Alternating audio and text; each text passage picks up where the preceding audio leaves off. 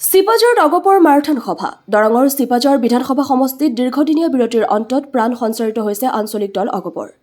আসন্ন বিধানসভাৰ নিৰ্বাচনত সমষ্টি দখলৰ উপলক্ষে প্ৰাক্তন মন্ত্ৰী তথা অগপৰ কেন্দ্ৰীয় উপসভাপতি আৰু মুখ্য মুখপাত্ৰ ডক্টৰ জয়নাথ শৰ্মাৰ নেতৃত্বত জিলাখনত সবল হৈ উঠিছে চৰকাৰৰ মিত্ৰদল অগপ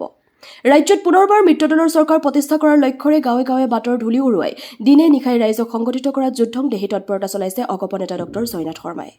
ইফালে দৰঙৰ ৭৫খন গাঁও পঞ্চায়ত ৫খন আঞ্চলিক পঞ্চায়ত আৰু ১৪খন জিলা পৰিষদ সমষ্টি মিত্ৰদলৰ কব্জাত আনিবলৈ অগপই হাতত লৈছে কৌশলী ৰাজনীতি সকলোকে লগত লৈ পঞ্চায়ত দখলৰ অভিযানত নামি পৰা মিত্ৰদল অগপই ঘনে ঘনে অনুষ্ঠিত কৰিছে সভা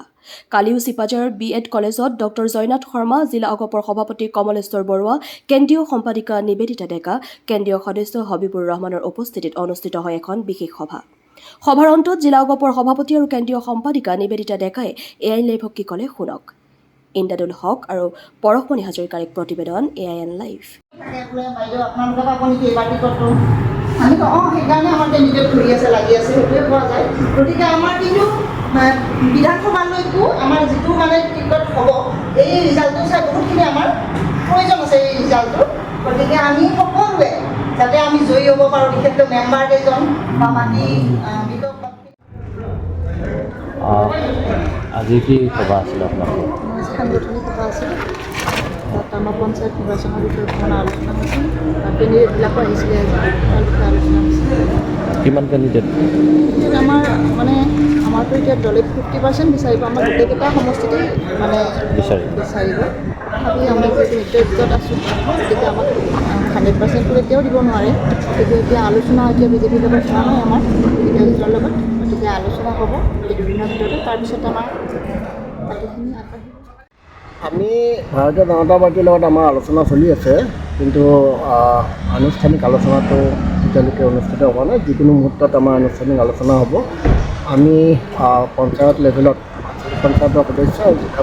সদস্যৰ ক্ষেত্ৰত যিহেতুকে আমাৰ দলীয় প্ৰতীকত হ'ব আমাৰ 4টা জিলা পৰিষদৰ ভিতৰত চিপাঝাৰত আমি 2টা চিট বিচাৰিছোঁ মঙলদৈটো তদ্বিত একেধৰণৰ আমি দলগাঁৱতো তেনেধৰণে 2টা চিট বিচাৰিছোঁ 2টাকৈ আৰু আঞ্চলিক পঞ্চায়তৰ সদস্যৰ ক্ষেত্ৰতো আমি আধা সংখ্যক চিট বিচাৰিছোঁ তেওঁলোকৰ আমাৰ আলোচনা চলি আছে এপিৰ আসন এপিত অগপই এপি